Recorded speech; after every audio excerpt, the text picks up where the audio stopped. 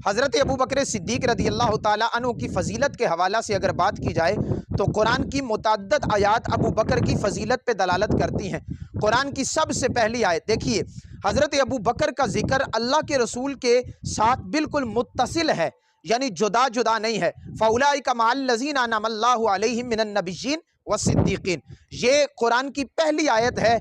और सिद्दीकीन से मुराद मुफस्सिरीन ने लिखा है जनाब सैयदना सिद्दीक़ अकबर रज़ी अल्लाह ताला अन्हु की ज़ात गिरामी है। सानियस्नैनि इज़ हुमा फ़िल गार, वो दोनों गार में थे। अल्लाह के रसूल सल्लल्लाहु अलैहि वसल्लम ने क्या इरशाद फरमाया, ला तहज़न इन्नल्लाह माअना, कि अबू बकर गम ना करो, अल्लाह हमारे साथ है। हमारे साथ से क्या मुराद है, वहां अल्लाह के रसूल भी थे, जनाब अबू बकर भी थे। मुतअद्दिद मकामात पे अल्लाह के रसूल सल्लल्लाहु अलैहि वसल्लम के साथ जनाब अबू बकर का जिक्र आया है। और यही तो फजीलत है, वला यातली उलुल फद्ल मिनकुम वस्सा, अल्लाह ताला फजीलत वाला जनाब अबू बकर को कह रहा है।